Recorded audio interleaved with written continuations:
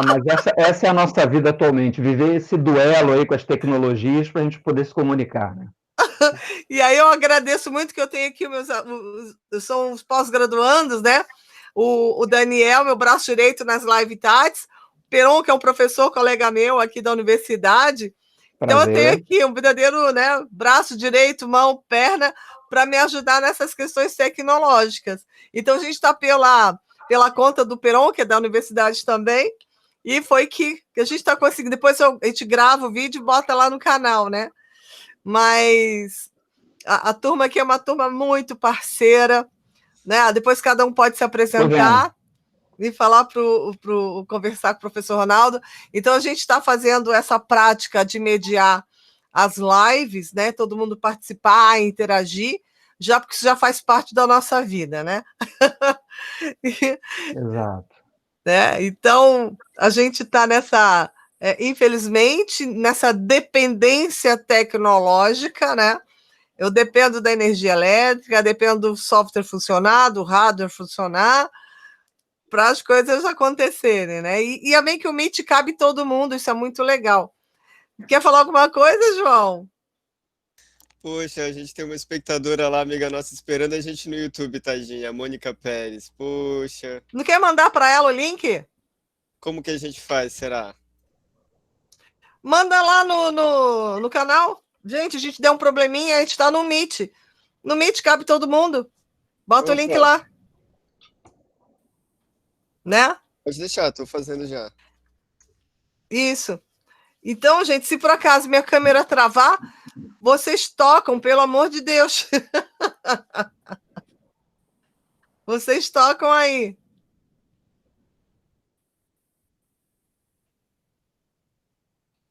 Tá me escutando, João? Sim, estava mandando ali pro pessoal do YouTube o link. Ó, o meu entrou tudo avatar. Vocês estavam com a foto, né? Mas virou todo mundo avatar. O que significa isso? Ou ligaram o avatar ou tá travando, né? Tá travando, professora. Vocês estão bem, né? Você tá vendo todo mundo, não é isso? Uhum. Sim. Então tá. Se tiver muito ruim a conexão, a gente fechar as câmeras fica melhor para a professora, já que está muito ruim, né? Mas diminui o fluxo de dados. Eu só sei que de vez em quando bota só o avatar. Ó, isso é conexão, né, André? Sim. Então tá. Mas olha, eu vou passar a palavra pro Peron. O Peron quer falar alguma coisa? E aí a gente vai. Cada um se apresenta para o professor Ronaldo. Tá ok. Não, eu vou me apresentar então, é isso, né? Isso. Tá. Satisfação, professor Ronaldo. Meu nome é André Peron, sou professor de Geografia ali do Colégio de Aplicação. Estou dentro da Universidade Federal de Santa Catarina, graças a Deus, desde 2018, mas tenho uma trajetória de 20 anos de sala de aula. Tive ali, li o seu texto que a professora mandou, assisti uma palestra que o professor fez. Uma satisfação muito grande poder estar nesse momento aqui com o professor e poder aprender um pouco mais. Beleza? Prazer é tudo Obrigada, meu, Peron. Elaine? Boa noite, professor. Eu sou a Elaine e eu estou trabalhando atualmente na Prefeitura de Florianópolis, né, como professora de Geografia. E é meu segundo ano como professora, então eu tenho muito que aprender ainda. E eu espero que hoje eu também aprenda bastante, assim como eu tenho aprendido com a professora Roseni e os colegas. É isso. Obrigada, Elaine. Também estou aprendendo até hoje, Elaine. A gente nunca para de aprender. Com certeza. André, Ruas. Olá, sou André. Boa noite a todos. Boa noite, professor. Boa noite. Estou doutorando agora na Geografia, mas tenho minha graduação em Economia. E estou me iniciando nesse universo da geografia escolar, que estou achando muito bonito. Espero aprender bastante. Minha filha é economista, André. Ruas. Minha filha e meu genro são economistas. Sofredores. Mas são economistas do bem, entendeu? São economistas do bem, não são economistas de banco. São os que sofrem mais. Não, economista do bem, economista progressista, entendeu? Que olha e diz assim, meu Deus do Sangue céu, bom. não poderiam fazer isso. Todo mundo já disse que não era para fazer, mas faz. Obrigada, André. Alan.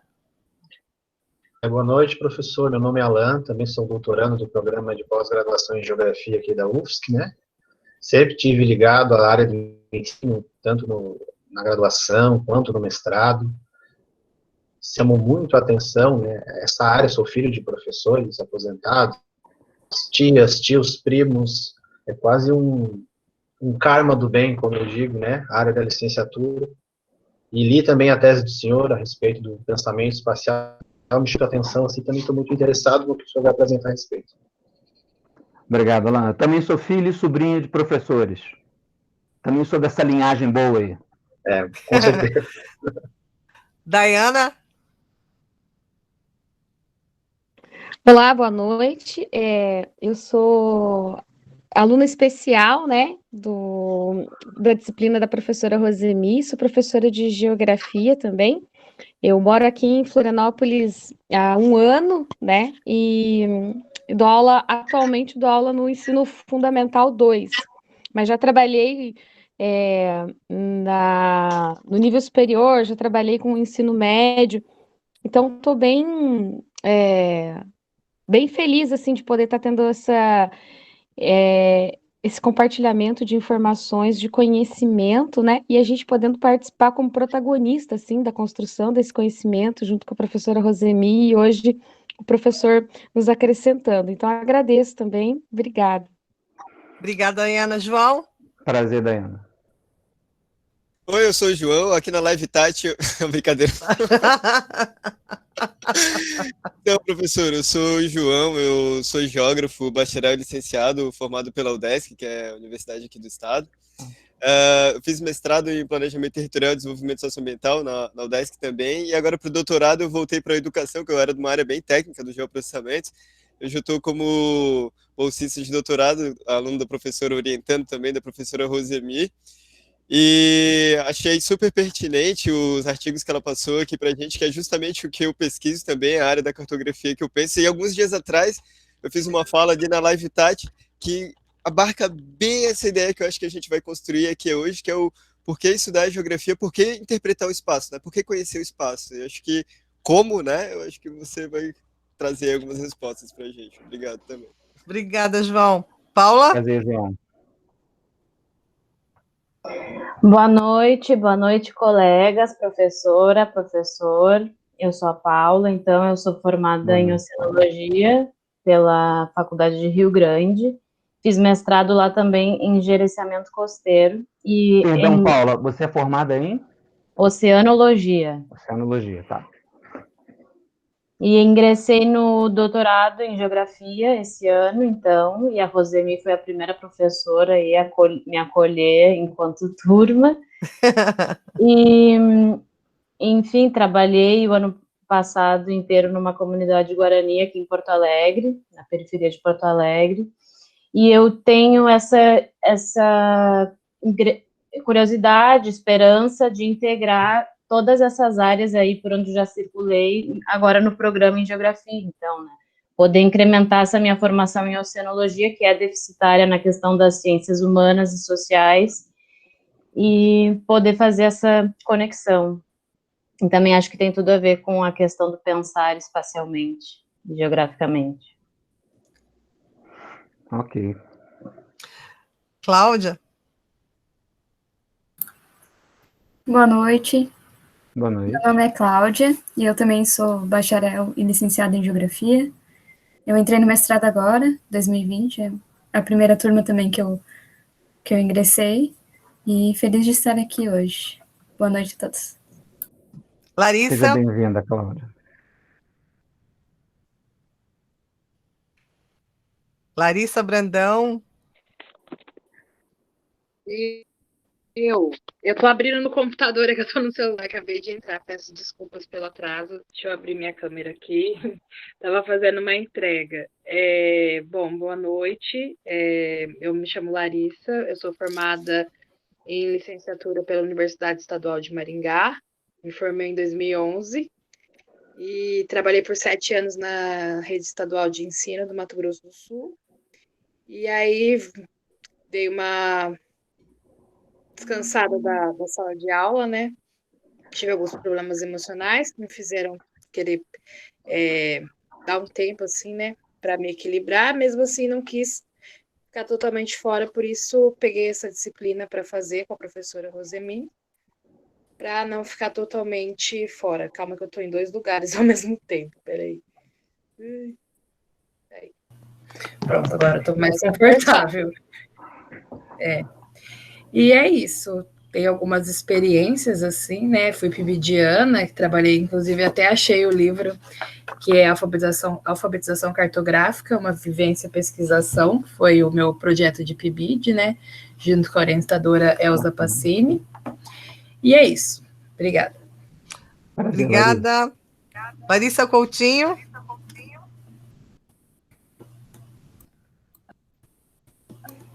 Oi. A minha câmera tá bem ruim hoje. Te importa se eu não... Hoje a bruxa tá solta. Uhum. É para se apresentar isto? Eu cheguei agora, então. Isso, Larissa, isso. Tá. O professor Ronaldo conhecer quem são. Eu sempre estudei na UFG, que é a Universidade Federal de Goiás. Participei de 2 PIBIDs, né? Um relacionado ao estudo de quintais, que é a relação cultural que os quilombolas de Goiás têm, né? E é onde eles passam os saberes que eles produziram ao longo de tanto tempo. E o outro foi mais correlacionado com a área mais física da geografia, que foi no LaboGef. E, bom, nesse meio tempo eu meio que me apaixonei com os recursos hídricos, com as coisas dos aquíferos, lençóis freáticos. Daí fiz a minha mobilidade estudantil para a UFSC em 2016 e conheci o professor Scheib, que foi quem me ajudou muito nesse caminho dos recursos hídricos. Daí vim fazer o mestrado aqui. É isso. Obrigada, Larissa. Maravilha, Larissa. Então, professor Ronaldo, essa turma é uma turma, maioria, né, da área de geografia, mas a gente sempre trabalha de uma forma que todos participem, né?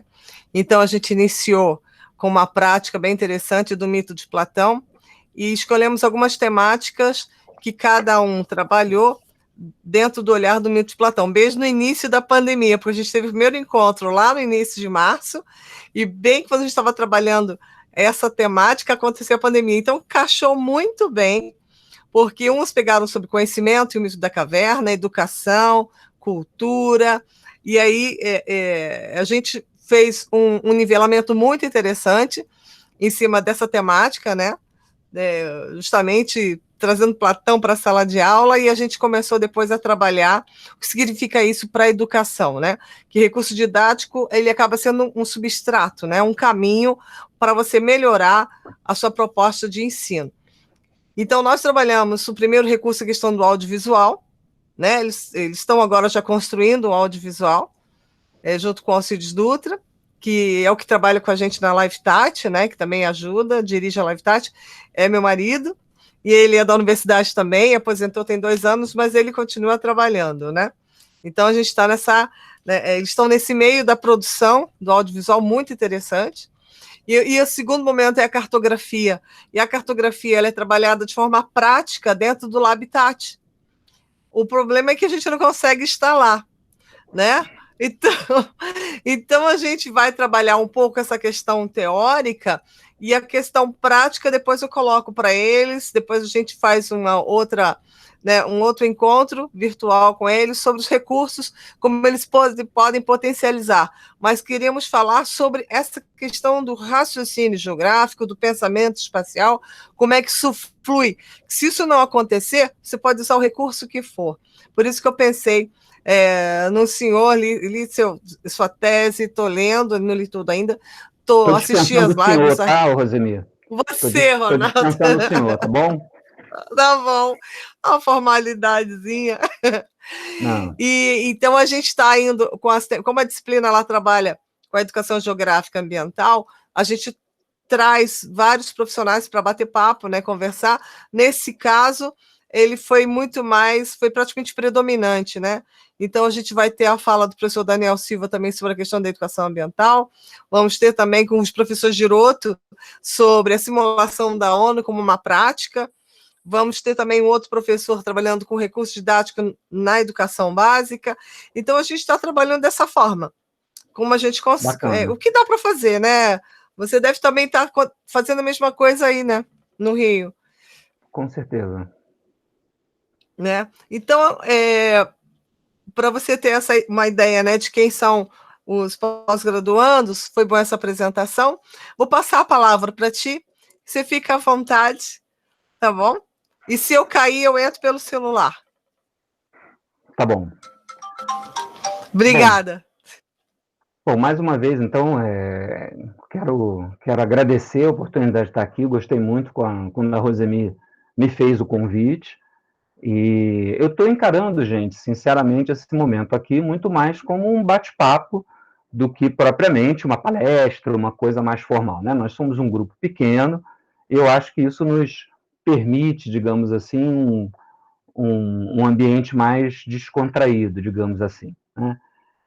Muito rapidamente, porque eu estou um pouco preocupado com o fato de que eu tenho, infelizmente, um real teto às 8h30, eu quero também dizer para vocês, falar um pouquinho, né, muito rapidamente, de quem eu sou, né, da minha trajetória, né? Eu sou professor da UERJ, do Instituto de Geografia, mas eu tenho uma vida inteira como professor do ensino básico, principalmente do ensino médio, mas também com bastante experiência no ensino fundamental 2. Dei aula em diferentes redes, em 2 redes municipais, na rede estadual do Rio de Janeiro, na rede federal, no Cefet daqui do Rio de Janeiro, onde eu fiquei por 10 anos, depois pedi exoneração, e em escolas privadas. Então, a minha história de vida, na verdade, se a gente for olhar assim, em termos de anos de dedicação, apesar de eu estar na UERJ, não sei nem se eu devia falar isso, mas enfim, né, isso entrega, há 33 anos, né, eu efetivamente tenho uma história de vida que é muito mais de professor de ensino básico do que de professor universitário. Eu sempre juntei muito as duas coisas, sempre trabalhei com formação de professores, e essa sempre foi aí a minha praia, né? Então, dito isso, eu em dado momento aqui, até vou usar rapidamente um PowerPoint que eu acho que vai me ajudar a agilizar um pouco o que eu quero falar, mas antes de falar em pensamento espacial propriamente dito, eu queria fazer, digamos assim, 2 falas contextualizadoras, né?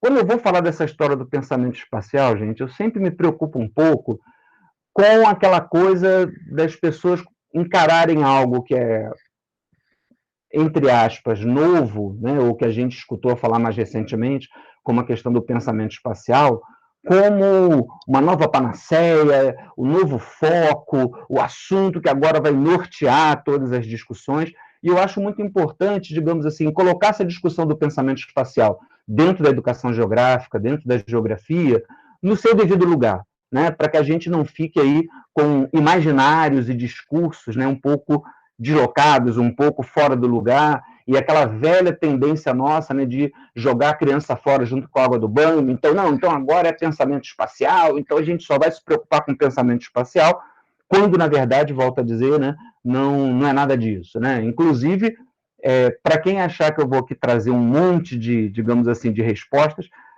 talvez vocês fiquem um pouco decepcionados, porque esse campo do pensamento espacial, na verdade, tem muito mais perguntas e muito mais coisas para a gente desenvolver do que respostas prontas, né? E, portanto, o que eu vou procurar trazer é um panorama para vocês, mas um panorama de algo que está sendo construído aí muito recentemente e que tem uma estrada muito grande aí em termos de pesquisa científica para avançar. Mas, então, situando, né, buscando situar minha fala, eu queria fazer, como eu já disse, 2 falas contextualizadoras.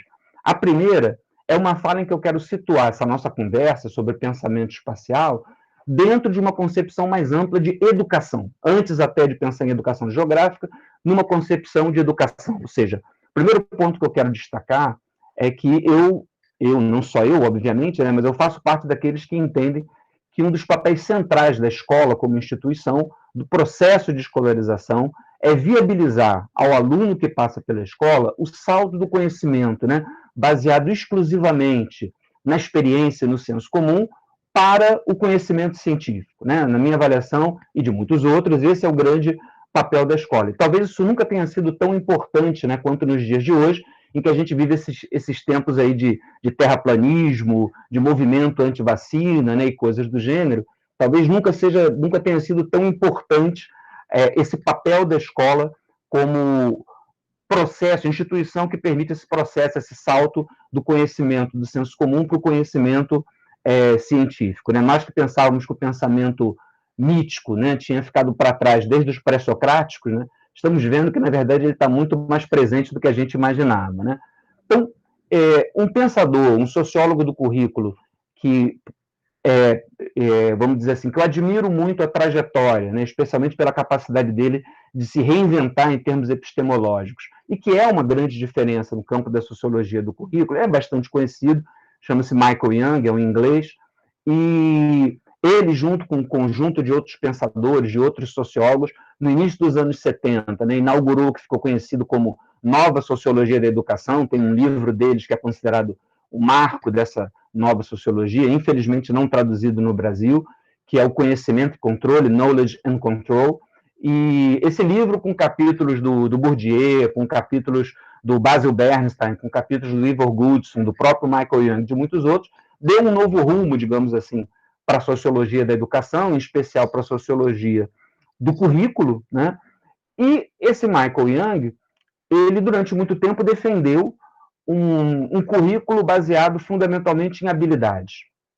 E de algo como uns 12, 15 anos para cá, ele mudou, digamos assim, né? Ele fez uma inflexão epistemológica na direção de defender que a escola, o papel central da escola deve ser justamente, né, esse de desenvolver o conhecimento científico, que o Michael Young chama de conhecimento poderoso, né? Tem em vários textos dele essa explicação, o uso desse conceito.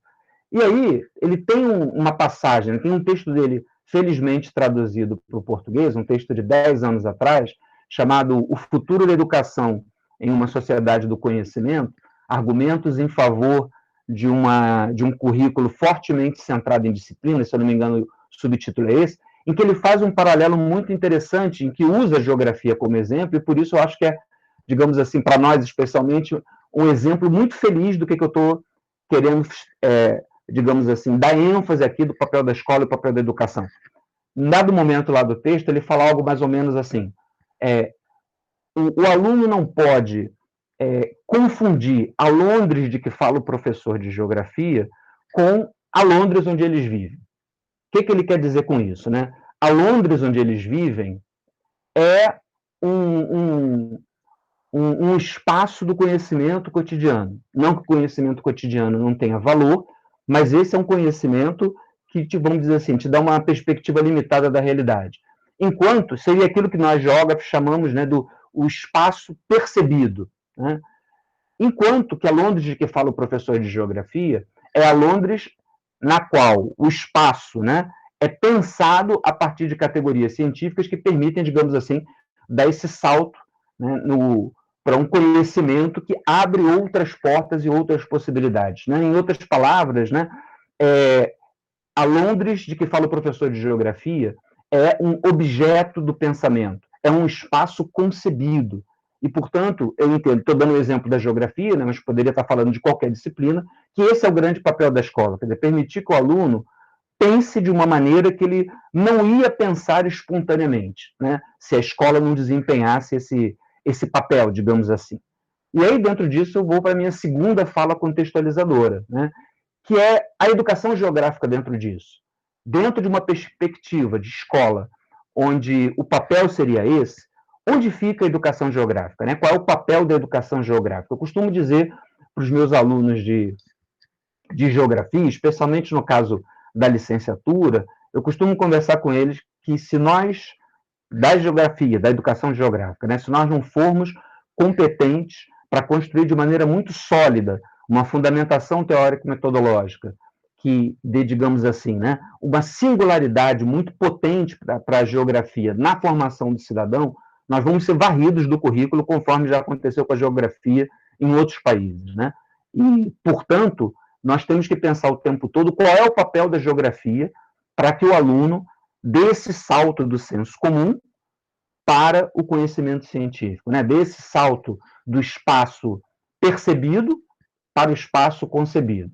E aí, digamos assim, a resposta mais genérica, né, na linha até do que a Rosemi comentou ainda há pouco, é o que vem sendo discutido e debatido por um número muito grande de autores, que é a ideia do raciocínio geográfico, né? Claro que esse não é o momento para a gente ficar discutindo muito o que é o raciocínio geográfico. Há 15 dias atrás, a gente até participou de uma fala lá nas segundas geográficas sobre esse assunto, mas vamos ficar aqui com a ideia bem geral, com a ideia bem, digamos assim, né, resumida, de que pensar geograficamente envolve a ideia de você compreender o mundo a partir de uma perspectiva que dá muita centralidade à espacialidade dos fenômenos, né? Ou seja, pensar geograficamente envolve o pressuposto de que a análise espacial é um recurso heurístico, é um recurso de entendimento muito importante que pode ser desenvolvido a partir da geografia da sala de aula para compreender a realidade social e, particularmente, para compreender a relação sociedade-ambiente, né?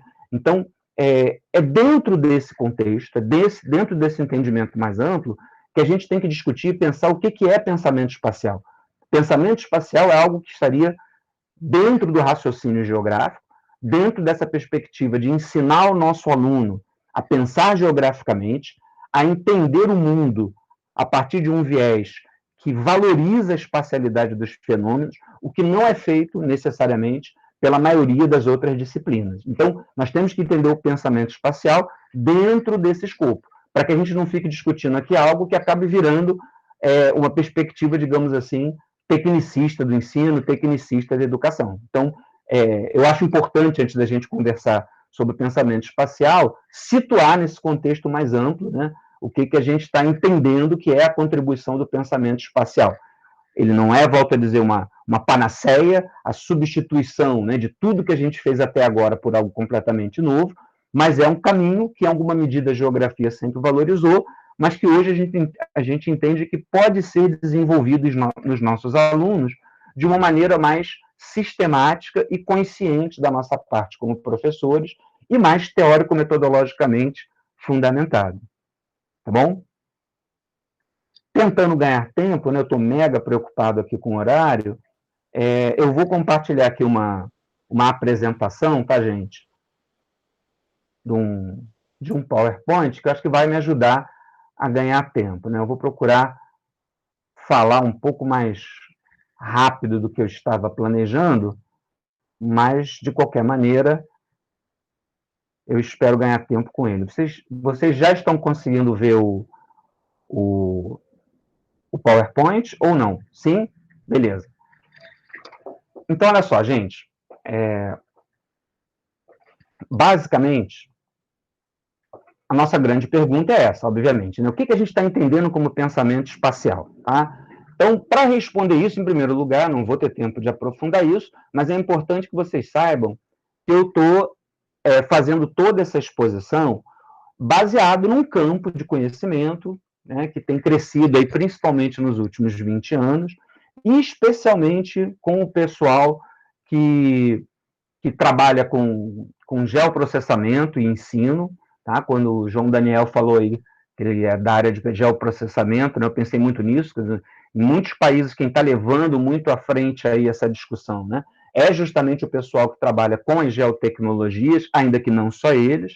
Então, é dentro desse grande campo teórico aí que em inglês tem sido chamado de spatial thinking, que nós estamos nos referindo como pensamento espacial e, portanto, as linhas de argumentação que eu vou apresentar na sequência estão totalmente baseados nas perspectivas teóricas desse campo aí, e que eu cito lá no meu texto, na tese, etc. Tá? Antes de eu entrar na ideia geral, né, do pensamento espacial, eu tenho 3 observações que eu acho sempre importante fazer quando a gente fala disso, né? Em primeiro lugar, qual é a concepção de espaço que nós estamos utilizando quando estamos falando aqui de pensamento espacial? Estamos falando do espaço baseado na métrica euclidiana. Nós não podemos confundir, inclusive, a ideia de espaço geográfico, tão cara a geografia, com o espaço euclidiano. Tá? O espaço geográfico, ele não prescinde, não abre mão do espaço euclidiano, mas ele não se resume ao espaço euclidiano. Aqui, quando a gente está falando em pensamento espacial, é nessa ideia do espaço vetorial, tridimensional, que tem largura, altura e profundidade. É disso que nós estamos falando quando nos referimos a pensamento espacial, tá, gente? Segundo ponto é que o pensamento espacial é uma das habilidades do pensamento. Desde os anos 90, sobretudo, né, quando ganhou força a teoria das inteligências múltiplas de Gardner, né, a gente sabe que a inteligência é múltipla, e um desses campos da inteligência é a inteligência espacial. É claro que essas divisões da inteligência, elas estão, até certo ponto, artificiais, né, e tem muito mais efeito didático, heurístico, né, do que propriamente uma separação efetiva, mas a gente sabe que nós temos desenvolvimentos, ou seria melhor dizer, proficiências diferentes em relação a cada um desses campos, e o campo da inteligência espacial, os sociólogos, os psicólogos cognitivos preferem usar o termo cognição espacial, enfim, mas ele é um campo da inteligência, e não a inteligência. Tá? E um outro ponto é que o pensamento espacial, e isso é uma das coisas mais ricas e interessantes dele, ele é absolutamente transdisciplinar. Né? Ele atravessa de forma diferente as mais diferentes, as mais variadas disciplinas e áreas. A geografia, obviamente, é uma delas, mas, em hipótese alguma, nós temos o monopólio do espaço. Né? O geógrafo, às vezes, tem essa ilusão de que tem o monopólio do espaço, né? Mas, na verdade, em diferentes disciplinas, o espaço é extremamente necessário. Para um médico cirurgião, ele usa o pensamento espacial quando ele vai fazer uma cirurgia, para um engenheiro que está projetando uma peça. Na economia, né, Ruas, tem um campo da economia espacial, que é um campo super difundido, enfim, nas artes. Então, o pensamento espacial não é de forma alguma um monopólio geográfico, ainda que tenha um caminho, efetivamente, aí do pensamento espacial, que é mais, vamos dizer assim, singularizado na geografia. Dito isso, eu quero dizer para vocês que, seguindo esse campo teórico que eu mencionei, não sei até que ponto isso já ficou claro para vocês na leitura do texto, quem leu a tese, coisa e tal, mas eu vou passar por isso, né, mesmo que da forma mais rápida que eu conseguir, para a gente ter, digamos assim, esse chão para a nossa discussão. Mas, basicamente, eu vou seguir dois caminhos, que não são meus, né, são baseados em toda essa bibliografia que eu estou rapidamente mencionando, para a gente entender um pouco o que é o pensamento espacial. O primeiro caminho são os três contextos em que nós pensamos espacialmente, e o segundo caminho é conversar um pouquinho sobre os três elementos que, nessa concepção que eu estou usando aqui, seriam os três elementos componentes do pensamento espacial. Tá? Em termos desses três grandes contextos, vamos resumidamente dizer o seguinte: o primeiro contexto é o contexto dos nossos espaços cotidianos, né?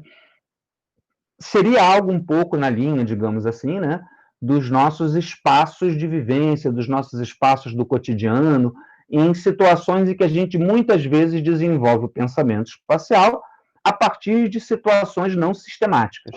Às vezes até pode ser uma situação sistemática, como, por exemplo, aprender a dançar, entrar numa aula de dança ou numa autoescola para estacionar um veículo, né? Mas em muitas situações a gente vai estar lidando com o espaço e pensando espacialmente de uma maneira, digamos assim, menos sistemática, né?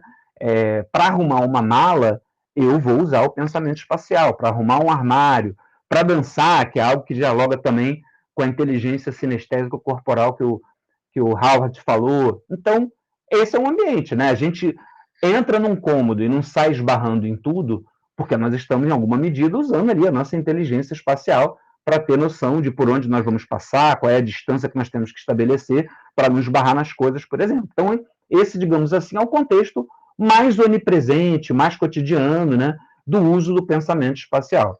As duas modalidades que vão nos interessar mais, os dois contextos, melhor dizendo, em que a gente aplica o pensamento espacial, são essa segunda, principalmente, e a terceira, né? As duas são muito interessantes.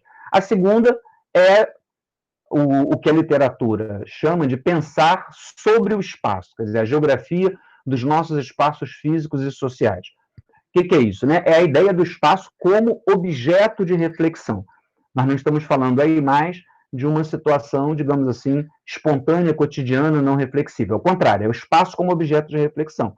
Tanto como objeto de reflexão de algo simples, como planejar uma viagem, o roteiro de uma viagem, quanto situações tipicamente, digamos assim, onde a gente aplica algum tipo de conhecimento técnico ou científico, como no planejamento urbano, como num engenheiro para projetar uma peça ou uma determinada máquina, ou, no limite, para a gente estabelecer modelos e teorias acerca do espaço, como, por exemplo, né, um exemplo caro para nós aí, geógrafos, que é o modelo da teoria das localidades centrais, que a gente também conhece aí na geografia, né? Então, aí, esse aspecto, digamos assim, esse contexto, é aquele em que, na maioria dos casos, a gente vai desenvolver um pensamento espacial que é fruto de algum tipo de aprendizado sistemático e de conhecimento científico, né? Ainda que, como eu já falei, não necessariamente sempre a gente vai ter uma reflexão sobre o espaço de caráter científico.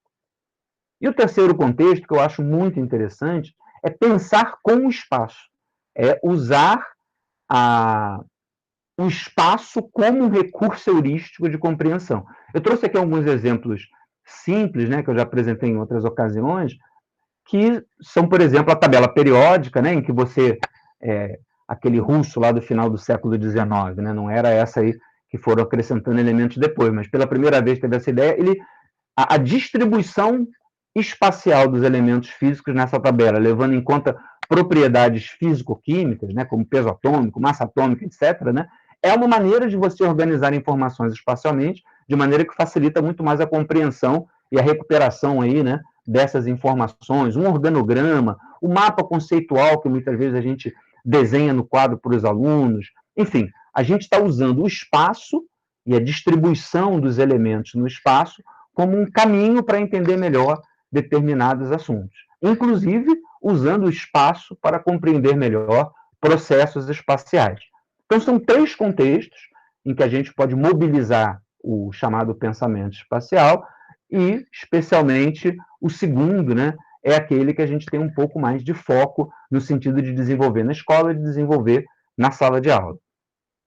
Só que é só um exemplo, né, de um autor americano que desenvolveu esse geohistograma, né, que é uma maneira de você organizar espacialmente informações que, de outra maneira, seriam muito mais difíceis de serem compreendidas, né?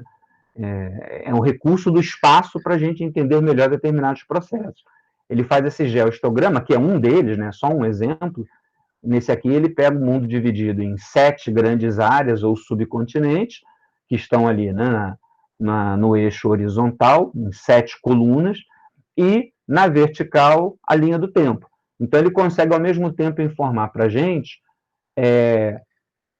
o aparecimento, desenvolvimento e expansão territorial de diferentes impérios e entidades políticas, estados-nações aí ao longo da história, permitindo que a gente tenha muito mais facilidade, por exemplo, para identificar impérios, entidades políticas que coexistiram, que tiveram proximidade física, proximidade geográfica, enfim, né? Uma maneira de você usar o espaço para construir informações.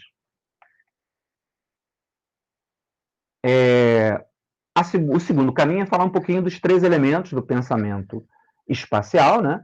Esses elementos são os conceitos espaciais, né? Eu gosto da ideia de que eles são os tijolinhos ou as unidades básicas do pensamento espacial. A gente só pensa espacialmente quando a gente coloca em ação determinados conceitos que são eminentemente espaciais, como localização, direção, distância, orientação, movimento, ou seja, isso é válido para qualquer um daqueles 3 contextos que eu falei, como no caso aí, né, por exemplo, na prática de um esporte, ou simplesmente para a gente manter o nosso carro ali sem bater no carro da frente, enfim, até situações muito mais complexas. Em qualquer daqueles contextos, você mobiliza diferentes conceitos espaciais e tem havido aí um grande esforço, né, intelectual aí dos teóricos para tentar, de alguma maneira, mapear, né, esses conceitos espaciais. Estou dando aqui um exemplo que é de referência da professora Sarah Bednarz e da In Jong Jo, né?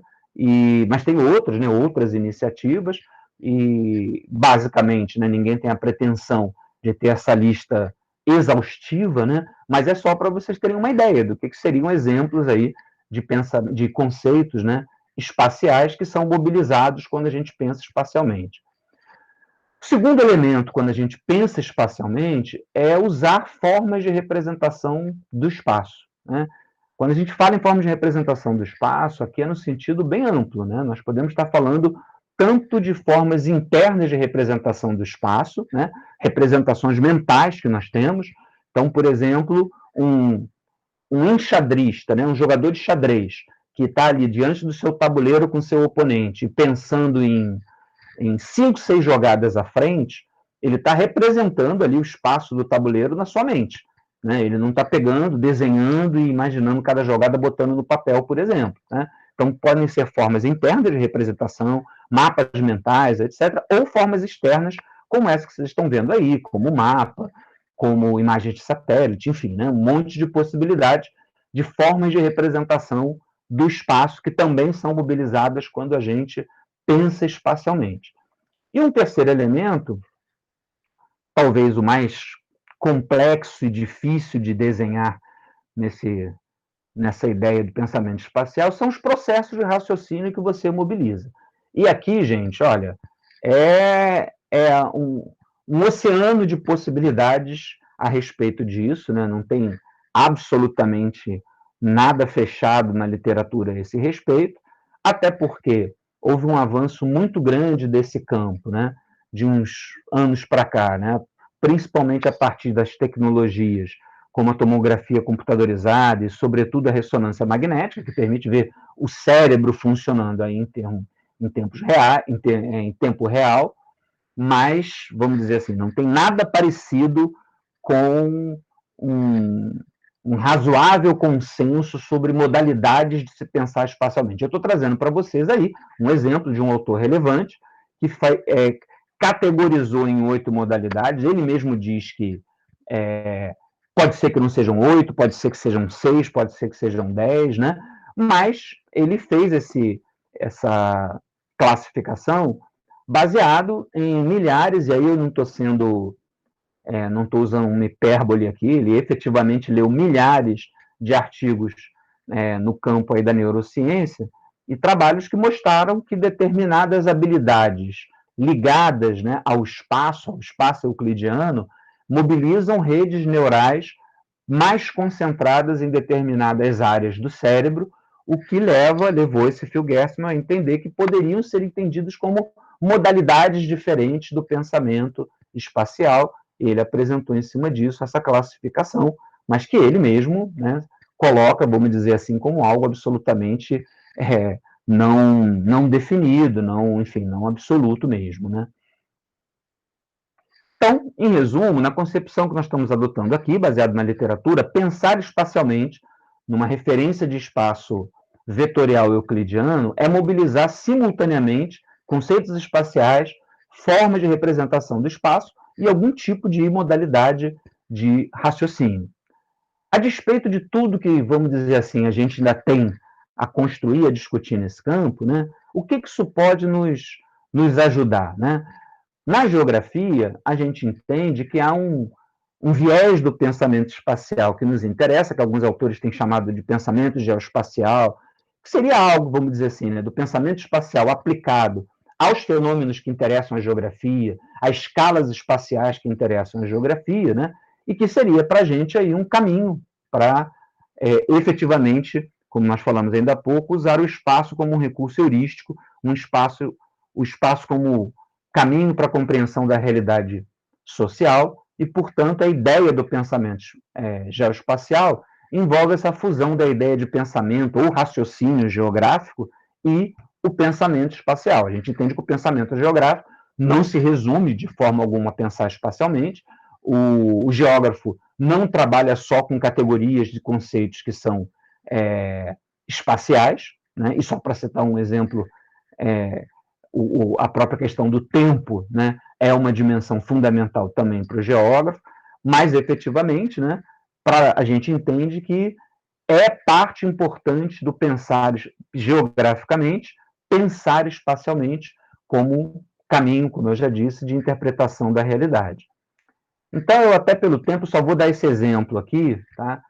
Mas, muito rapidamente, né, como que a gente pode, né, um exemplo muito simplório, da gente conscientemente buscar desenvolver no nosso aluno de geografia essa capacidade de pensar espacialmente, ou geoespacialmente. Eu não me preocupo muito com esse prefixo geo aí, não, porque o importante é a ideia de pensar espacialmente dentro do raciocinar geograficamente. Mas vamos imaginar, né, uma atividade, isso aí foi inclusive uma questão de um vestibular que eu elaborei há tempos atrás, em que a gente, por exemplo, forneça ao aluno esse mapa aí que está à esquerda, da região metropolitana de São Paulo, com distritos coloridos, né, na mancha urbana da região metropolitana de São Paulo. Distritos que estão coloridos aí de acordo com a renda familiar mensal média, então a gente vê que as cores de azul, quanto mais escuro é o tom de azul, maior a renda, e o verde e os tons de amarelo, laranja mais claro, laranja mais escuro, vão indicando renda mais baixa. Então, ao lado, se a gente coloca para o aluno 3 modelos clássicos, né, da Escola de Chicago, de segregação residencial urbana, sem a menor preocupação de colocar os nomes dos autores, né, modelo de Reutz, modelo de Burks, enfim, não é essa a questão quando se trata de ensino médio. Mas se a gente pergunta para o nosso aluno assim, né, qual desses 3 modelos que você está vendo aí, né, à direita, mais se aproxima do que você está vendo do que acontece na cidade de São Paulo, né? Basicamente, o que a gente está querendo que o nosso aluno faça, né? Para responder isso, ele vai mobilizar uma série de conceitos espaciais. Eu fiz essa lista, gente, mas muito provavelmente está faltando coisas aí, né? Mas o que nós estamos querendo é que ele seja capaz de mobilizar um daqueles modos de raciocínio lá de que fala o Phil Gerstner, que é a identificação de padrões espaciais, né? Dele olhar para esse mapa e perceber, não, aqui na área mais central, né, nós temos uma renda mais alta, quanto mais para a periferia, essa renda vai ficando mais baixa, né? E, portanto, eu vejo que isso se assemelha ao modelo 2, né? Ou seja, um modelo em que os ricos estão mais perto do centro e os pobres mais na periferia, que em grande medida é um modelo da metrópole latino-americana e de outros países subdesenvolvidos, mas que não é, por exemplo, o modelo da metrópole dos Estados Unidos. Então, em resumo, quanto mais a gente, de maneira consciente, percebe que incentivar no nosso aluno a capacidade, né, de pensar espacialmente de uma forma que ele dificilmente, né, a não ser alguém com uma habilidade inata espacial muito forte, né, seria capaz, se não fosse estimulado, né, por esses mecanismos, né, é um caminho interessante para a educação geográfica, né? Eu sempre me preocupei, e isso foi até um dos motivadores, né, das minhas pesquisas, das minhas teses até hoje, como é que a geografia, especialmente a educação geográfica, mas não só a educação geográfica, a geografia acadêmica, meio que se afastou, né, muito do mapa e do próprio espaço como um recurso importante para compreender a realidade. E eu entendo que a gente pode se esforçar mais nesse campo e, portanto, essa ideia do pensamento espacial, eu acho que é um caminho bacana para a gente seguir. Então, eu vou parar por aqui, porque já estou mais avançado do que eu queria, vou parar a apresentação, porque, acima de tudo, eu quero dar tempo para vocês perguntarem, a gente conversar. Eu estou realmente com esse problema do teto, eu peço que vocês me desculpem, né? Enfim, o atraso inicial também encurtou um pouco aí o nosso tempinho, e eu queria muito ouvi-los, ouvir as perguntas de vocês, enfim, bater o papo, né? Que é a proposta principal. Obrigada, Ronaldo. Eu fiquei muito encantada com a tua palestra, né? Por isso que eu fui atrás do seu trabalho. Você foi orientado pela Castelar, então tem um DNA aí também que ajuda muito, né? Gosto Com muito certeza. delas, leio bastante, é minha referência nas aulas, inclusive a sua referência. Isso ajuda muito a nós trabalharmos na formação continuada de professores, que praticamente uma geração não tinha a cartografia como instrumento mesmo, né, de trabalho. Você observa isso na década de 70, né? Então, a cartografia, ela geralmente é pulada, né? A gente fez eu continuo fazendo essa pesquisa, a professora Ruth fez uma pesquisa nos municípios aqui, a maioria dos municípios, temos 290 e poucos municípios, ela fez em 100 e pouco, e ela questionou justamente quais eram as dificuldades dos professores em ensinar alguns conteúdos da própria cartografia. Eu até publiquei um artigo sobre isso, comparando com as minhas, que eu fiz também perguntando aos estudantes de graduação de geografia, aos alunos de pós, quais eram essas dificuldades, se eles fossem ensinar hoje algum conteúdo de cartografia. E a gente observa que era um medo muito grande, ou seja, muitos não conseguiriam trabalhar, digamos, 50%, não conseguiriam trabalhar todos os conteúdos que realmente deva ser trabalhado para se compreender uma leitura espacial, né? De uma representação espacial.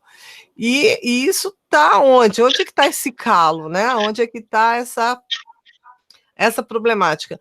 Então, eu sempre comento, né, quando eu faço um trabalho com eles aqui na disciplina, é que para você pensar a cartografia, você tem que pensar como que nós, seres humanos, representamos esse espaço, indo lá no primitivo, indo lá no neolítico, ou seja, qual era a preocupação das pessoas em materializar esse espaço.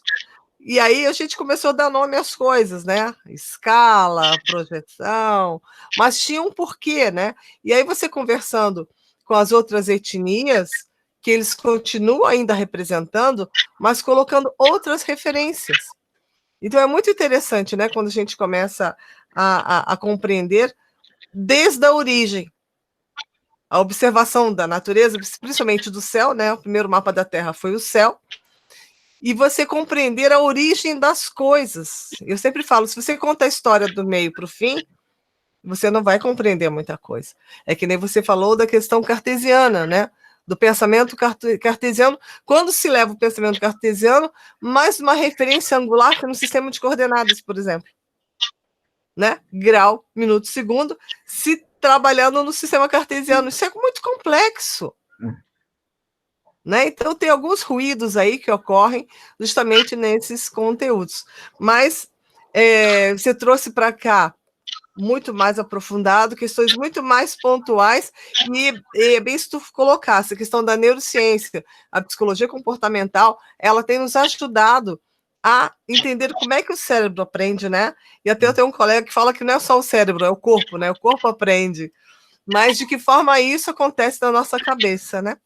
E que essas pesquisas, tanto com a ressonância magnética e a tomografia, facilitou muito de entender como é que o nosso cérebro acontece quando estamos executando alguma coisa. Isso aí é fantástico, realmente. E aí nós, professores, temos que nos apropriar desses conhecimentos, né? Até para melhorar as nossas práticas. Isso. É um desafio, mas eu acho que faz parte. E esse exercício que você trouxe, né, essa atividade de comparar padrões, de correlacionar, de hierarquizar, é uma coisa inerente ao cérebro, né? Eu até falo que quando você faz uma atividade com seus alunos no campo, é natural eles compararem, a hierarquizarem. E aí você vai na história da matemática, que tem 24 mil anos mais ou menos, foi no Congo, no meio lá do continente africano, em que eles também já selecionavam, né? Foi encontrado uma perna de babuíno, um osso, todo riscadinho, com cristal na ponta. O que era aquilo? Ele já separava, organizava, ele hierarquizava, então ele também já tinha uma matemática embutida. Então, por isso que é interessante, não dá para a gente desconectar esse conhecimento do resto das coisas. Né? A gente tem que buscar em outras áreas de conhecimento para poder compreender o que a gente chama isso aqui até da própria geografia, né? Mas eu queria colocar aqui para os meninos e para as meninas as suas perguntas, para aproveitar o professor Ronaldo. Desculpa, professor Ronaldo, todo esse transtorno. Realmente, eu já estava sentindo o problema do ruído. Eu fiquei com pena de encurtar um pouquinho o nosso encontro, mas, poxa, transtorno, essas coisas, a gente está lidando com isso o tempo todo. E eu fico muito chateada, porque a gente tem esse encontro às quartas-feiras e não é a primeira vez que isso acontece. Mas, geralmente, o sinal aqui de casa é muito bom, mas hoje eu não sei o que aconteceu, que deu esse ruído. Ainda bem que a gente tem aqui os amigos para ajudar. E, gente, queria colocar para vocês Acho que o Alan quer fazer uma pergunta. Oi, Alan. Fica contigo. Isso. E o João Daniel também. Professor, compreendi ali no começo, quando o senhor disse que observou que isso não é uma panaceia, mas a gente que nessa inicial com a espacial acaba compreendendo isso como uma panaceia, uma demônia, pela compreensão sobre o né? Mas a forma como o senhor conseguiu explicar nesses poucos minutos toda essa sequência, eu vejo muito mais clareza, muito mais tematização do que eu disse na área da licenciatura, que é possível entender coisa todos os processos para a questão do conhecimento geográfico, conforme o senhor explicando. Diante disso, eu pergunto para Alan, eu não sei se é a minha conexão, mas está falhando. Está falhando para todo mundo ou é só para mim? Está cortando. Eu acho que se ele tiver a câmera, fica melhor. Eu estava tentando acompanhar, mas falei, não, acho que eu vou realmente perder muita coisa. Então tira a câmera, então. Tirei. Tira... Sim. Então, a minha pergunta é o seguinte, né? Eu consegui, pelo menos, entender na sua explicação, de maneira muito clara, essa sistematização nesse processo de construção do pensamento ligado ao pensamento espacial. Né? Algo que, por exemplo, eu não consegui enxergar ao longo da minha graduação em alguns aspectos. E eu sei que isso se deve à questão da base filosófica, epistemológica da minha formação. A pergunta que eu faço é o seguinte, há algum tipo de resistência em relação ao pensamento por outros pensamentos geográficos? Resistência em relação ao pensamento espacial, é isso que você está perguntando? Desculpa, é que cortou um pouquinho. Isso mesmo. Olha, resistência à Alan, do pensamento. Isso. Olha, existe sim, né? Primeiro que assim, né? Tudo que é novo muitas vezes desperta algum tipo de resistência, desconfiança, às vezes até uma coisa meio atávica e subjetiva, que se você fala, cara, mas cadê a racionalidade nisso, né, nessa resistência? Mas às vezes a gente percebe algumas críticas, né, de isso é uma coisa tecnicista, o pessoal saca logo assim alguns chavões, quando eu acho que, na verdade, a gente tem que encarar essa ideia de uma perspectiva de algo que está agregando. A gente não precisa jogar nada fora, né? Por exemplo, nos meus trabalhos, eu me baseei muito fortemente em autores clássicos e autoras, sobretudo, da cartografia escolar, como a professora Maria Helena Simielli. Todo esse trabalho não joga fora, ao contrário, né? Agrega a questão da semiologia gráfica do Bertin. Portanto, essa ideia do pensamento espacial é algo da gente, a partir de conhecimentos novos, permitir que a gente tenha, digamos assim, mecanismos um pouco mais precisos e sistematizados para nós aprendermos e para ensinarmos a pensar tendo o espaço como categoria central, né? O espaço euclidiano, mas que é base importante do espaço geográfico. Mas, assim, há resistências, sim, né, nesse sentido. Eu diria até que alguns preconceitos, até porque, quando você falou aí de questões da sua formação, coisa e tal, não conheço, obviamente, a sua formação, mas veja, Alan, na geografia em geral, houve um período muito grande, né, em que a geografia buscou explicações muito mais sociológicas e históricas do que espaciais para os fenômenos que interessam à geografia. Essa é uma questão que ainda está muito forte aí. E aí, portanto, tem gente que você, quando fala em valorizar o pensamento espacial para potencializar o pensamento geográfico, torce sim o nariz, né? Entendi. Obrigado. Eu que agradeço pela pergunta, lá. João Daniel também queria fazer uma pergunta, não é isso, João?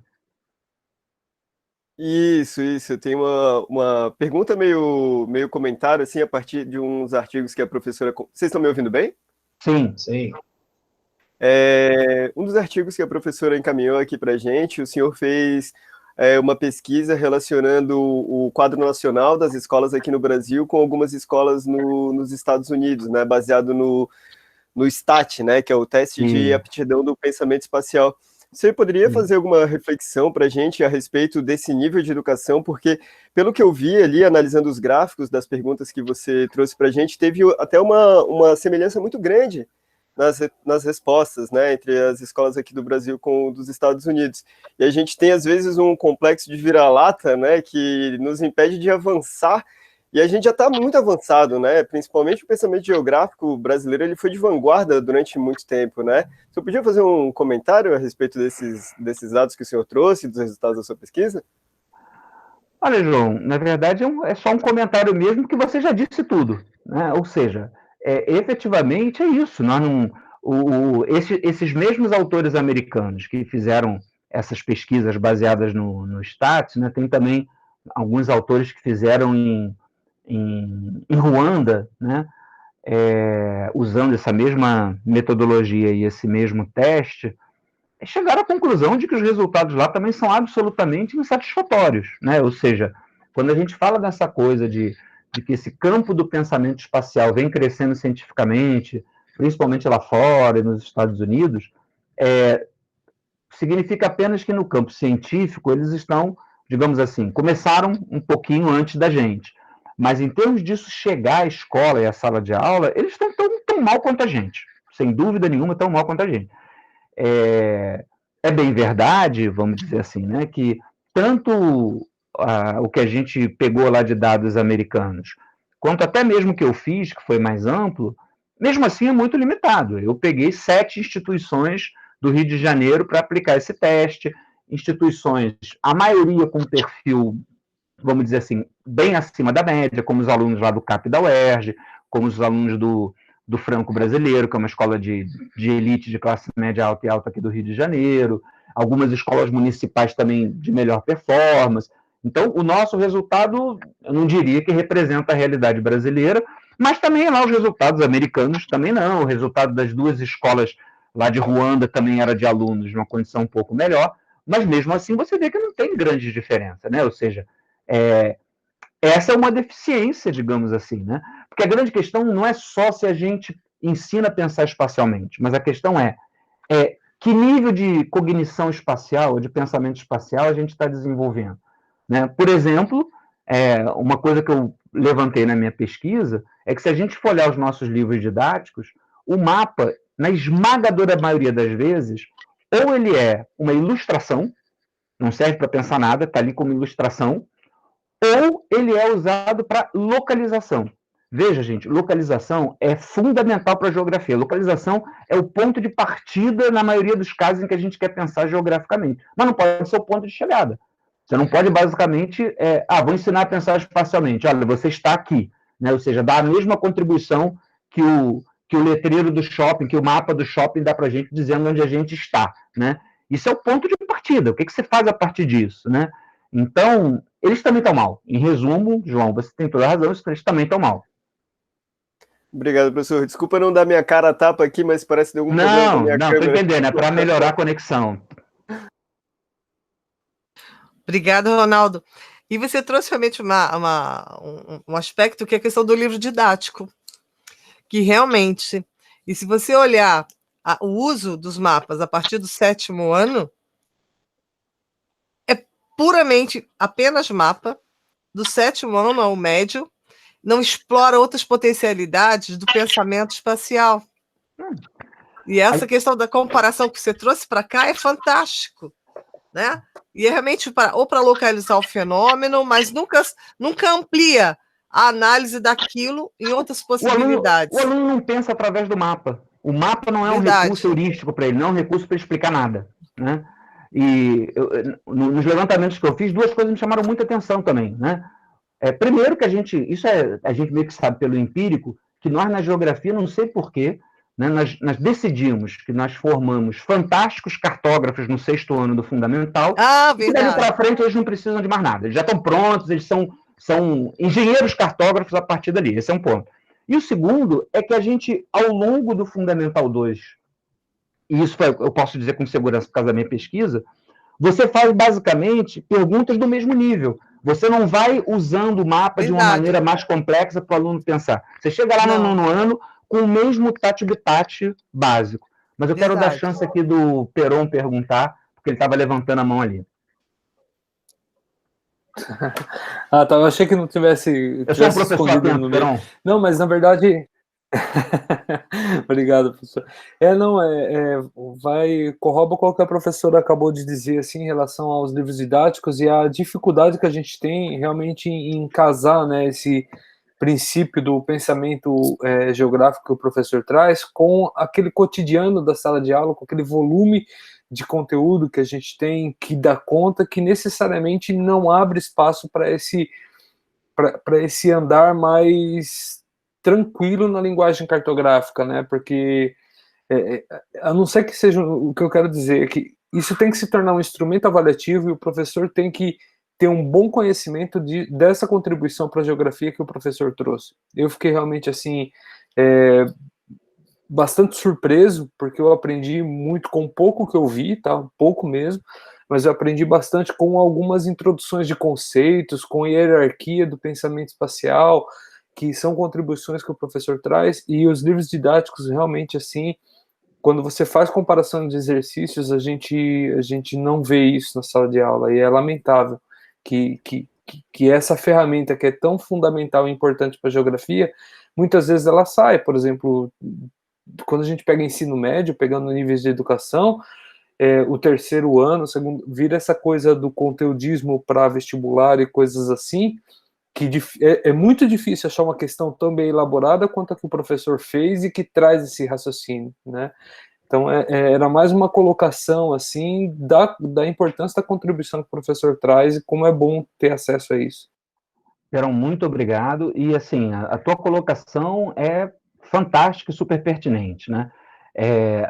No ano retrasado, eu tive um orientando meu de monografia que fez justamente um levantamento, e aí, dado o escopo de uma monografia, né, ele ficou restrito ao Enem e ao vestibular da UERJ, ele era um aluno da UERJ, né, justamente mostrando como é que, vamos dizer assim, de forma geral, nos vestibulares, e aí ele usou o Enem como parâmetro, cobra-se pouco que o aluno pense espacialmente para resolver uma questão.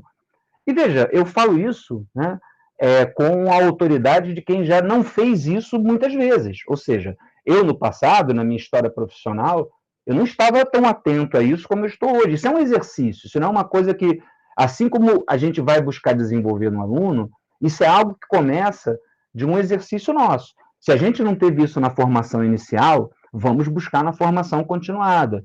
E isso é um exercício para o cotidiano. Eu passei a me preocupar que as minhas questões, que as minhas atividades tivessem com muita frequência, né, essa dimensão da representação espacial como caminho para entender fenômenos que interessam a geografia a partir do espaço. Então, isso é um exercício para a gente também, que a gente vai, vamos dizer assim, desenvolvendo, né? E é um campo imenso ainda a ser, digamos assim, desenvolvido. Eu fico vendo, por exemplo, o LabTat, que é uma referência nacional nessa área da cartografia tátil, campo em que eu tenho uma enorme ignorância, né? E, portanto, assim, imagina que beleza um trabalho sobre desenvolvimento do pensamento espacial através da cartografia tátil para alunos com deficiência visual, né? Um campo enorme para ser desenvolvido aí, que a gente não tem praticamente nada, um campo virgem, né? E que eu, por exemplo, não posso contribuir com nada, porque nunca fui por esse caminho aí da cartografia tátil. E vocês, por exemplo, a Rosemi, o pessoal do LabTat, tem ali uma possibilidade mesmo. Vocês, em certa medida, já fazem isso, obviamente, mas há um caminho para fazer isso de forma mais sistematizada, né? Mas isso é, digamos assim, um posicionamento que é pedagógico, no meu ponto de vista, ao mesmo tempo político, porque você formar o cidadão com um grau de consciência maior da espacialidade e de como o espaço é importante para ele entender o seu cotidiano, é também um posicionamento político. É diferente o aluno saber que existe bairro pobre e bairro rico, e ele entender e compreender os fenômenos que produzem essa segregação socioespacial.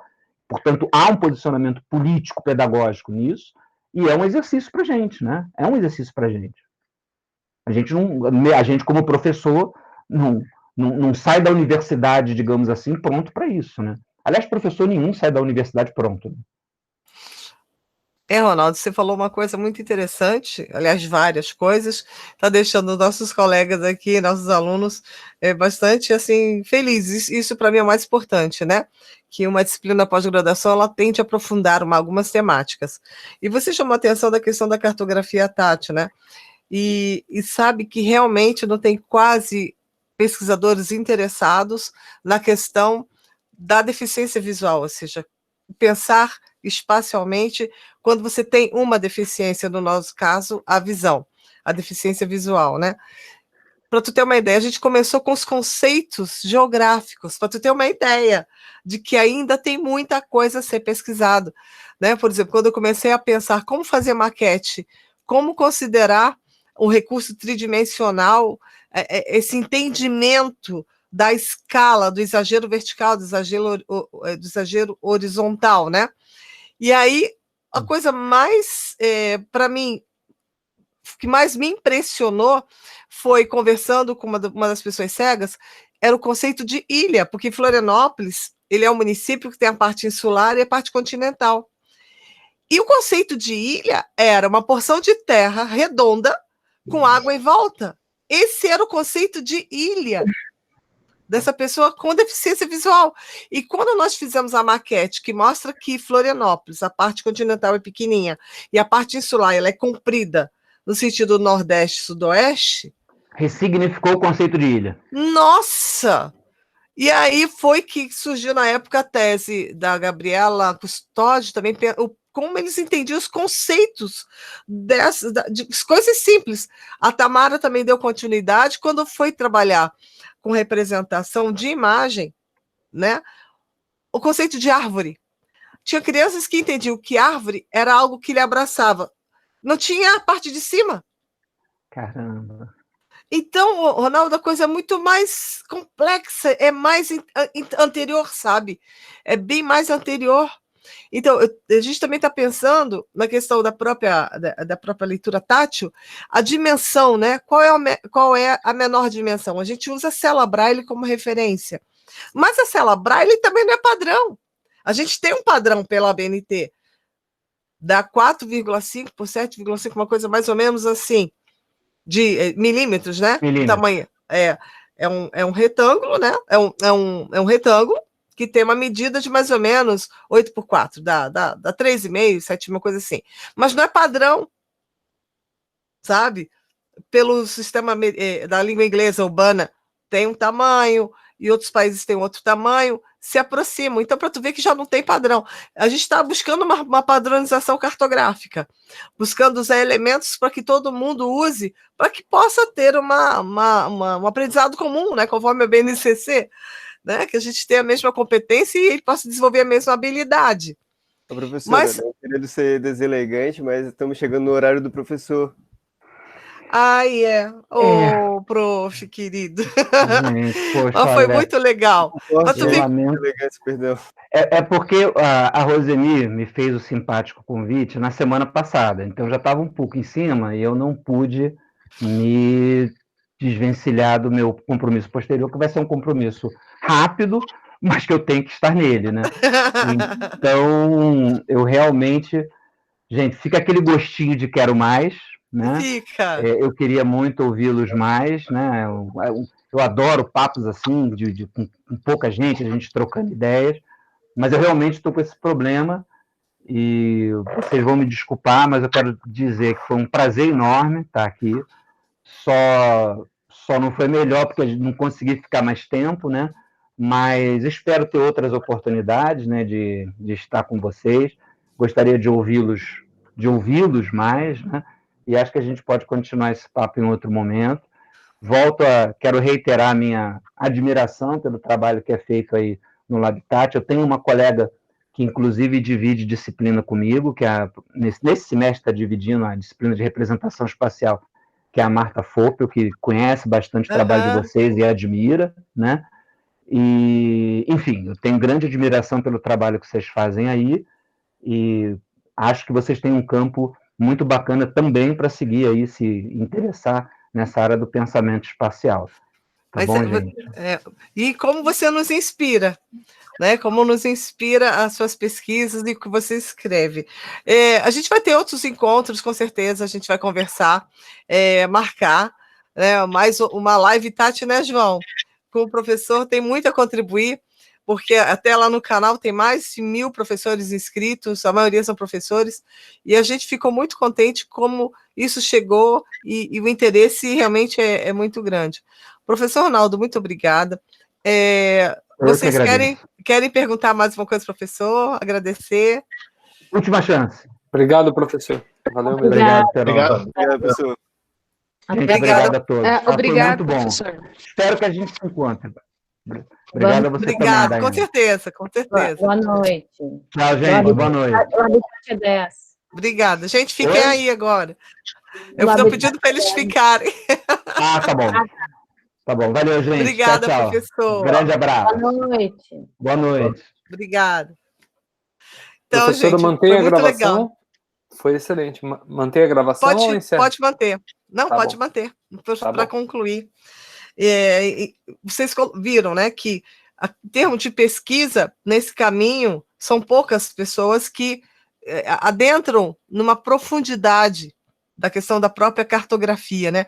Como é que é entender, como é que eu abstrair, como é que eu faço para compreender algo que eu não consigo ver de uma forma geral, ou seja, como o meu bairro, o meu estado, né, o meu país, como é que uma representação pode dar conta?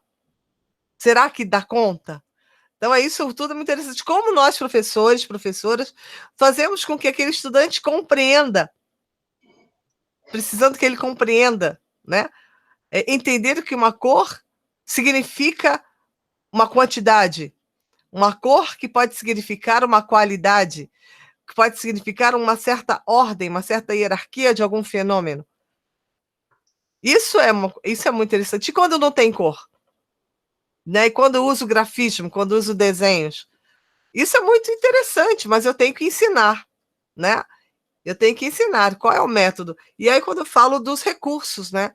Dos recursos didáticos para compreender, por exemplo, você sair da esfera da representação da Terra para o plano, você planificar uma informação esférica, se você não lança a mão do recurso de mostrar essa transição, ora eu tenho a Terra, né? Ora tenho o globo. Daqui a pouco eu tenho um mapa. Como é que isso acontece? E aí depois tu quer que teu aluno entenda tudo isso e depois você cobra dele tudo isso, né? Quando eu falo, vou ensinar fuso horário. Isso aqui é um recurso feito com latinha de milho ou de massa de tomate. É fuso horário, né? Com a latinha e com 2 aviãozinhos. Com 2 aviãozinhos. Eu fiquei brincando aqui na pandemia para fazer com...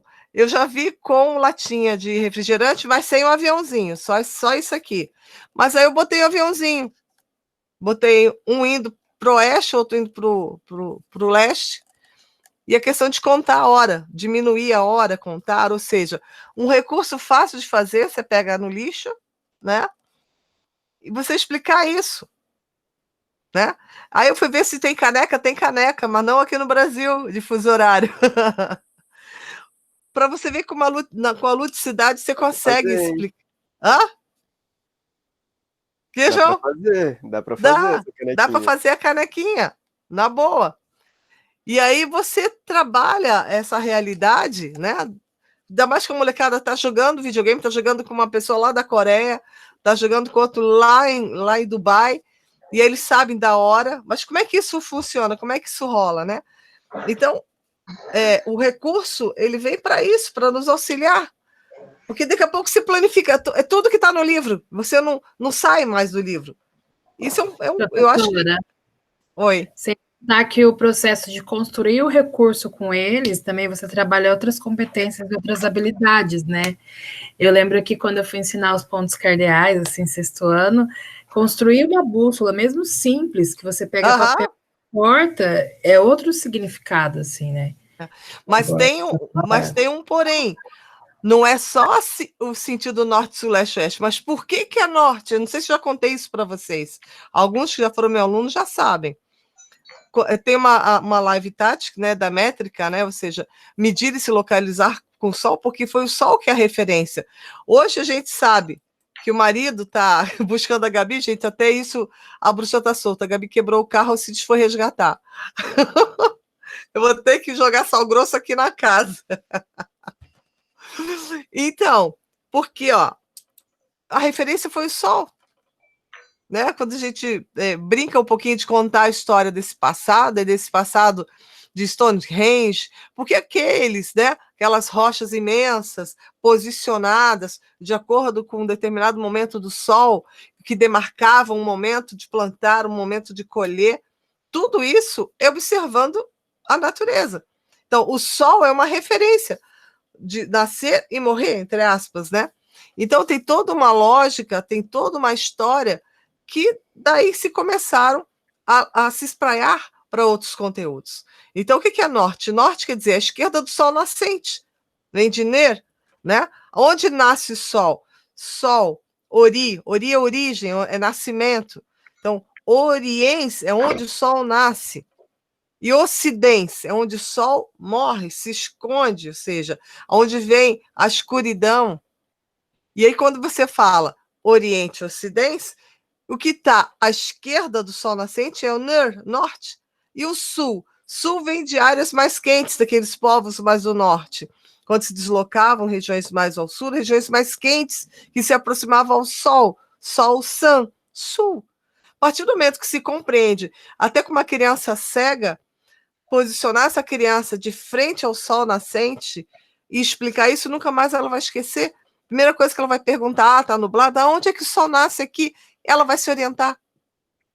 Então, a partir desse conhecimento, né, dessa história, por que é 360 graus? Por que a gente mede com 360 graus? Tem toda a história da observação do movimento do Sol, ele sempre está posicionado. Se você observar o Sol, ele nunca nasce no mesmo lugar, você percebe isso de uma semana para outra.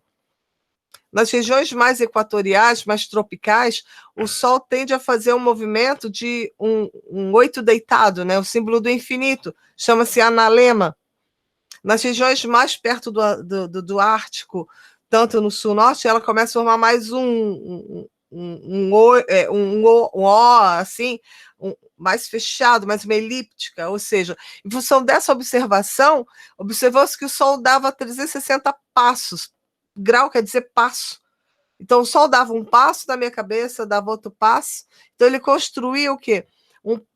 Uma volta que o Sol dava, ou seja, era um sistema geocêntrico, já sabe que o Sol fazia todo o percurso em volta da Terra, e se contava-se esse passo. Então, cada passo era um grau que se dava. Por isso que são 360 graus. Na época, tanto para os sumérios quanto os babilônios, era interessante, era conveniente, porque era a base 12 na matemática. A nossa matemática é a base 10. Então, era interessante ter 360 graus. E daí se nasce a geometria. Né? Então, a circunferência é medida em graus. Aí, quando você traz isso para fazer essa leitura na circunferência terrestre, é mais fácil na hora de localizar. Mas aí você começa a delimitar quadrantes. Eu vou dividir essa esfera. Por que esfera? Porque ela tem um eixo central e ela rotaciona do sentido leste para oeste, ao contrário, né?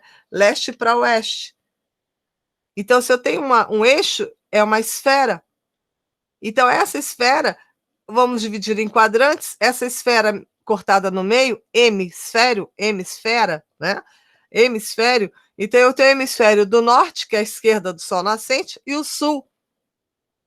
E eu tenho uma linha que também, entre o dia e a noite, que é o meridiano, que divide entre o dia e a noite, também se definiu uma referência. Então, essa referência dividiu em 180 graus para oeste e para leste. Então, a partir do momento que você começa a compreender essas delimitações, a latitude, a longitude, o Greenwich, que foi uma questão política, uma questão comercial, você começa a entender a questão do fuso horário, também. Por que o fuso horário da China é um só? Enquanto muitos estão 6 horas da manhã, o outro já está às 10 horas da manhã. Então, isso aí é tudo só no primeiro bimestre, né? No 6º ano. Vocês entenderam o complexo, gente? Como o professor falou, eles vão virar verdadeiros engenheiros cartógrafos. E eles vão ter fração só no 7º ano. Como é que eu vou falar de escala? Então, a gente vai trabalhar a escala de outra maneira para compreender essas diferenciações, né? Então, o recurso didático, quando a gente fala do globinho pirulito, que é esse aqui, e que a gente faz o signo analógico com globinho pirulito, a gente também trabalha aquele planisfério que tem no Atlas, você faz o globinho pirulito. Você consegue fazer analogias, por exemplo, um globinho pirulito você pode trabalhar qualquer ano, desde os anos assim, do fundamental, do 6º ano, 9º, né? Ensino médio, quanto graduação e até pós mesmo, a gente pode brincar. Esse aqui a gente fez per capita, foi feito em dupla, com esperança de vida. E aí, cada aluno pegou uma temática que combine e que consiga fazer analogia. Per capita, esperança de vida. E aí eles iam fazer analogias comparando nível país, né? Nível global, escala global. Perceberam a possibilidade de estimular esse pensamento espacial, pensamento, raciocínio geográfico, trabalhando outras temáticas, com objetos simples. Isso aqui é bolinha de piscina. O que a gente tem na internet é aquela bolinha de isopor. Isso aqui é bolinha de piscina. Onde eu falei, meu Deus do céu, porque a bolinha é muito cara. Como é que eu trabalho com crianças que não têm renda? Né? A professora comprar a bolinha. E aí eu desenvolvi o modelo da bolinha de piscina, um planisfério para esse tamanho. E aí a gente está trabalhando aí, ensinando a usar e a fazer um globo. Ou seja, agora eu estou no processo de desenhar os países, para poder ficar mais fácil a compreensão de uma leitura global. Quando se fala de globalização, de movimento, de grandes zonas climáticas, correlacionar com a pesca, correlacionar com vários outros elementos.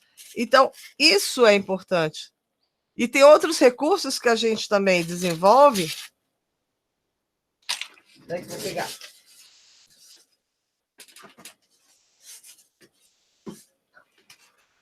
Esse aqui também, falando da questão de geologia, né? Da geologia, e com sistema de coordenadas também com linhas, que você pode trabalhar com EVA uma criança cega.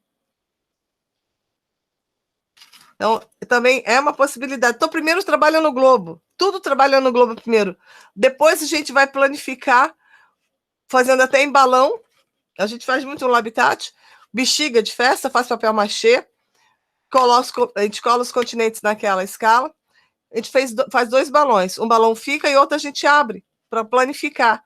Aí você demonstra a deformação dos continentes, deformação de lugares afastados do Equador, que é fantástico, essa migração. Depois que migra, aí você trabalha a questão do Atlas, trabalha outros mapas. Depois a gente faz o inverso também. Peraí.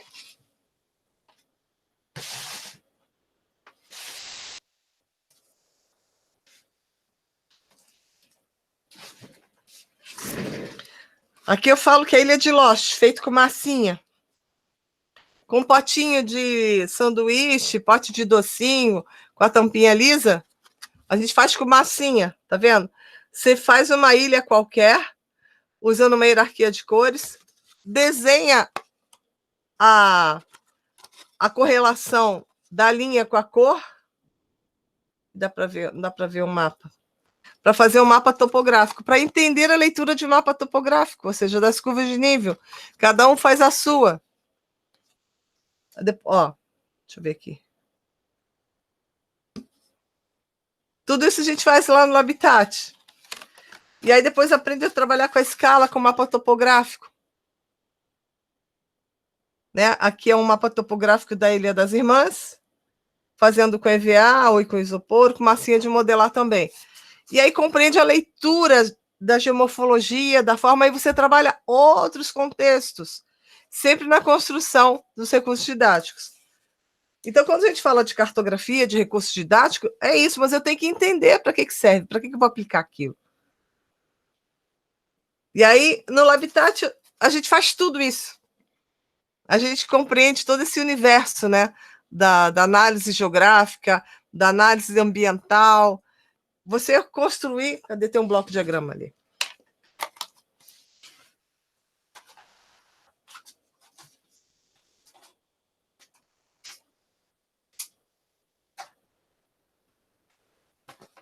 Esse aqui é um bloco de diagrama.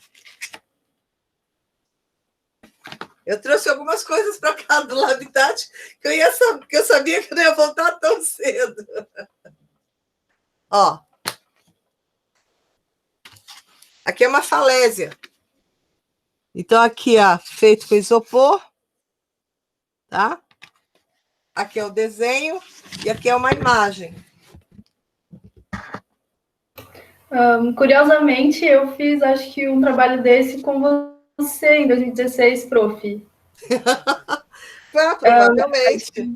Acho que foi, tipo, sobre a dorsal mesoceânica. Da Oceânica, sim! Vocês fizeram lá no Habitat, tá lá. Esse aqui é um pico-morro, ó.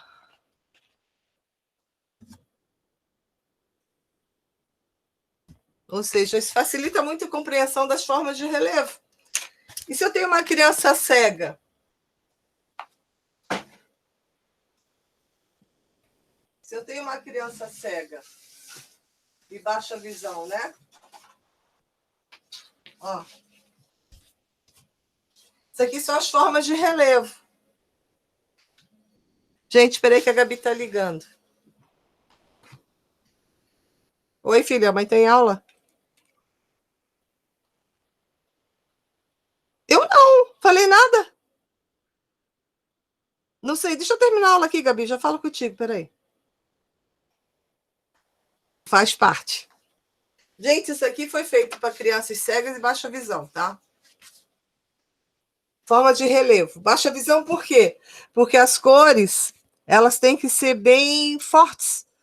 Não pode ser cor clara. Então, assim, conforme as cores na cartografia, não vai funcionar. Então, a gente usa cores bem diferenciadas e aqui tem textura. Não sei se vocês vão conseguir perceber. Aqui é uma telinha. Aqui é cola quente que secou, a parte de água com a tinta por baixo.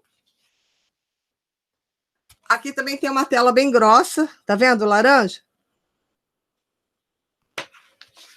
Então, eu tenho a cordilheira.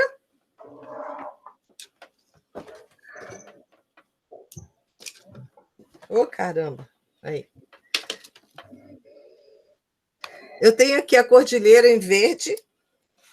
Eu tenho a cachoeira com umas pedrinhas. Aqui eu tenho o vale, que está em laranja. O morro em vermelho. Aí eu tenho aqui o planalto. E aí eu tenho o delta, ilha. Isso aqui serve para quem enxerga, baixa visão e cego. É lógico que não vai ficar só com isso, né, gente? Eu vou ter que usar outros modelos para poder facilitar, para mostrar que não, todo delta é assim. Ah, todo delta vai ser assim? Não. Eu tenho que ter outros modelos para explicar outras formações, justamente da movimentação ali dos rios, né?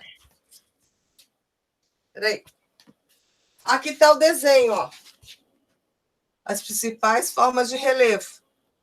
Então, foi através desse desenho aqui que tem um livro didático. Então, através dele, a gente fez ele, ó.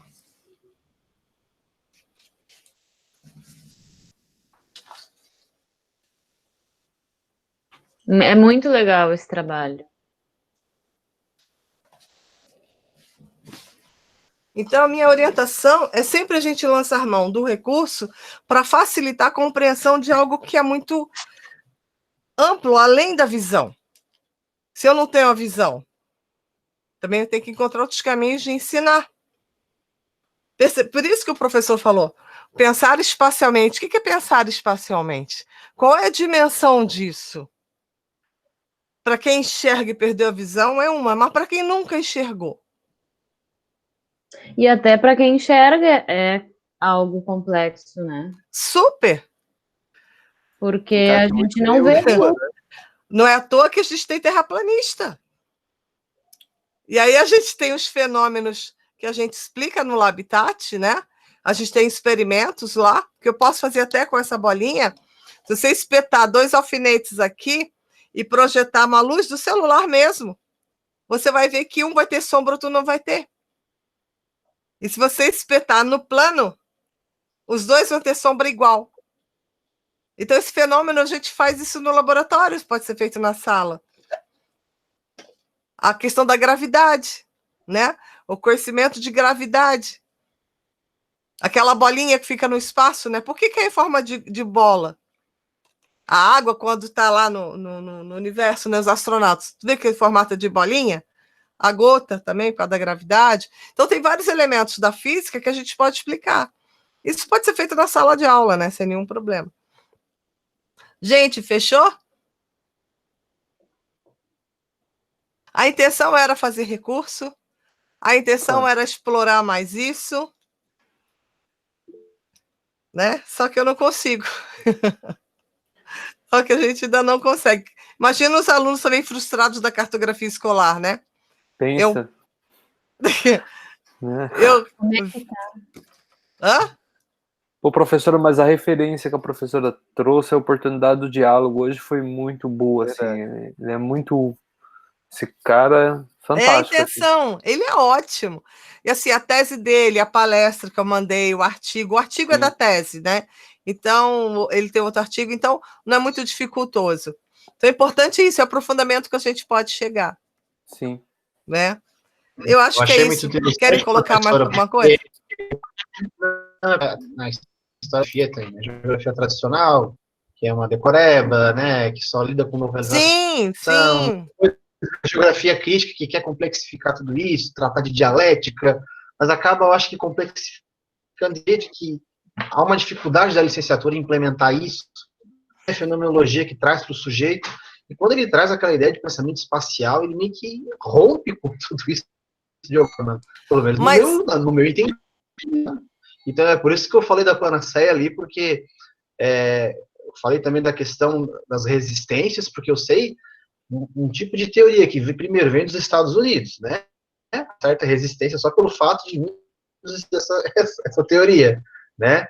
E, enfim, assim, me surpreendeu que rompe com esses paradigmas, e é muito mais fácil de entender o processo de construção do conhecimento. Quando ele colocou ali dos conceitos, da hierarquização, de comparação, veio na cabeça as propostas curriculares e os conceitos, as categorias de análise, sabe? Ele diz que não é, mas de um certo modo é uma evolução em algo que está em construção. Eu acho que ele não quer também se situar muito por conta das críticas e porque isso acaba afastando muita gente. O interesse mesmo é agregar, mas que é uma coisa que para mim é revolucionária. Não, e outra coisa, a gente tem que compreender algumas coisas que às vezes a gente quer compreender pela nossa teoria e não dá conta. A gente tenta buscar respostas com as nossas teorias, mas só que você tem que ir em outras para poder compreender umas que a gente não consegue responder. E onde a gente vai? A gente vai na linguagem, a gente vai na própria educação, a gente vai na psicologia, na sociologia. Então, a gente vai em outros campos de conhecimento, e principalmente na filosofia, para poder compreender aquilo que eu quero ensinar, aquilo que eu quero que meu aluno aprenda. Então, a gente tem que sair dessa zona de conforto e ir para outras leituras. É que nem a fala que a gente vai ter do professor Daniel na quarta que vem, quando fala de educação ambiental. Eu jamais vou trazer uma fala aqui para você falar o que é educação ambiental. Não, isso já foi, já está conceituado, é preparar a nossa relação com a natureza. Mas onde que deu errado? Aonde que a gente não está conseguindo ensinar? Que as pessoas ainda estão achando que detonando a natureza, a vida vai sobreviver. A vida humana é a outra vida, né? Eu sempre falo, se tirar a gente da face da Terra, a natureza vai adorar, que ela vai vir cá, maravilha. Agora, tira a natureza. Amanhã a gente não está fora. Tira a água do planeta. estamos fora. Entendeu? Onde que a gente errou? Aonde que toda essa política, Agenda 21, esse programa, os conteúdos, a atualização, a Constituição de 88, a Carta da Terra, e uma porrada de documentos, aonde que a gente está errando? E agora é a década dos oceanos, começou. Entendesse? Até 2030. Onde que a gente está errando? Isso. Trazer um pouco da lógica do pensamento espacial, né, e como a política está envolvida nisso, até na questão da própria vida, da reprodução da vida. A Santa Catarina está passando pela maior estiagem desde 2006, né? Sendo que a gente está 2 anos consecutivos com o maior desmatamento da história. Vai ver nesse período o desmatamento o ano passado, o ano retrasado, vai ver se não casa. Vai ver se não casa. A gente está tendo estiagem agora, estiagem no litoral do Paraná. E de onde que vem essa água? Vai ver o desmatamento na região amazônica? Vai dizer que não tem conexão? Claro que tem conexão. Sabe? Então, assim, é olhar o planeta e achar que cada um está na sua caixinha. Não está. É o pensamento da natureza como um todo unificado. Sabe? E aí você tem que ir nos povos originários para poder entender um pouco isso tudo. Entendeu? É muito interessante, é muito interessante. Por isso que a gente tem que sair das nossas teorias e ir para outras teorias para compreender um pouco mais do que é a vida. Né? Por isso que a intenção da disciplina é, além de trabalhar alguns conteúdos, mas ir além, conversar com outros profissionais, conversar com outras pesquisas, para vocês mesmos desenvolver de vocês, sair do comum. Como é que vocês podem se inspirar com as teses de vocês, com as dissertações de vocês, indo para outros campos, indo para outros conhecimentos, e mostrar que a gente tem essa liberdade. É lógico que eu não vou deixar o meu lastro da geografia está ali, né? O lastro da geociência está ali, mas eu tenho que me espraiar, eu tenho que seguir outros caminhos para poder realmente fazer ciência. A ciência dá essa possibilidade, né? Senão, como eu falo, vira dogma. E ciência não é dogma, não é dogmática. Fechou, gente? Sim, muito bom ouvir isso. Legal, né? Gente, muito obrigada pela ajuda, pela força, pelo apoio. Obrigada, professora. Assim que me mandar o vídeo por Drive, eu libero para a professora, tá? Aí a gente já bota lá no canal e pede desculpa, pessoal. Beleza, vou interromper. Gente, obrigada, tá?